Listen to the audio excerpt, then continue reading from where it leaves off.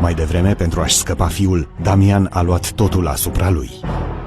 O să vină imediat salvarea Simona. Poliția deja a ajuns aici. Nu pot să-ți prin față. Mădălin, de ce ești aici? Daniel o să apară dintr-o clipă în alta. Nu mi-e frică de Daniel. Te rog să ieși acum. Zulea!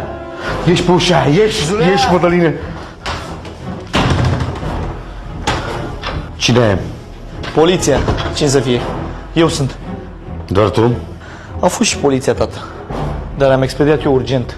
Noroc că m-a sunat unul pe care îl cunosc și m-a avertizat. Le-am zis că avem un handicapat în casă care a confundat un dop de șampanie cu un glonte. Trebuia să lași poliția să intre. Eu am împușcat-o pe Simona, uite.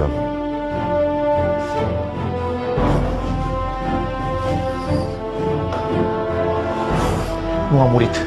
De ce dracu ai chemat poliția și nu ai chemat un doctor? Păi nu așa se face? Tu vrei să duci poliția în casă? Da! E surpriză, tată, poliția nu vine. Eu nu înțeleg de ce o aperi pe arăboaica asta așa. Dacă poliția intra aici și făcea percheziție, sigur găseau probe incriminatorii. Pentru că răboica asta mi-a dat ce tu nu mi-ai dat niciodată.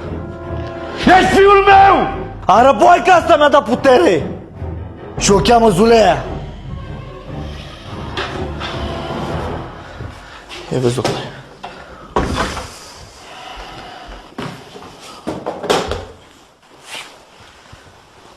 Este doar o rană superficială, o să-i treacă în câteva zile.